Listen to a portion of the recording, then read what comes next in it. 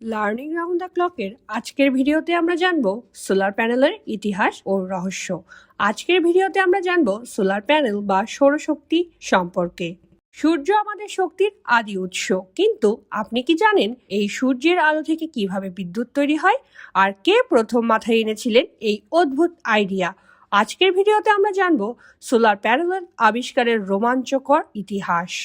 Welcome to learning round the clock. Solar panel আসলে কি? সহজ ভাষায় বলতে গেলে সোলার প্যানেল হলো এমন একটি ডিভাইস যা সূর্যের আলোকে সরাসরি বিদ্যুতে রূপান্তর করে।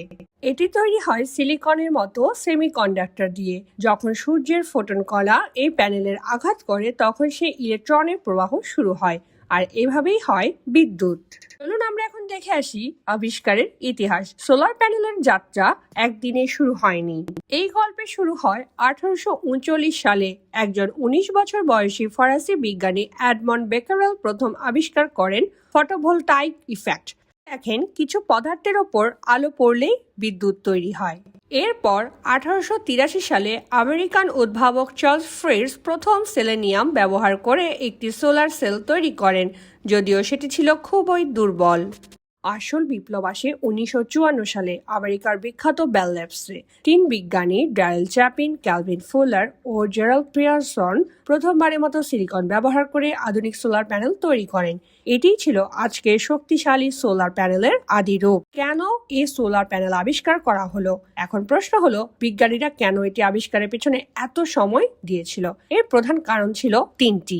মহাকাশ জয়। 1950-এর দশকে যখন স্যাটেলাইট মহাকাশে পাঠানো শুরু হয় তখন সেখানে বিদ্যুৎ দেওয়ার কোনো উপায় ছিল না। সোলার প্যানেলই ছিল একমাত্র সমাধান। অফুরন্ত শক্তি, কয়লা বা তেল একদিনে ফুরিয়ে যাবে, কিন্তু সূর্য কোটি কোটি বছর ধরে শক্তি দেবে।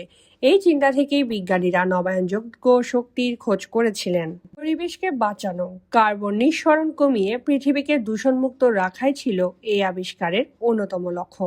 আজ পকেট ক্যালকুলেটর থেকে শুরু করে বিশাল স্যাটেলাইট সবই চলছে সূর্যের শক্তিতে।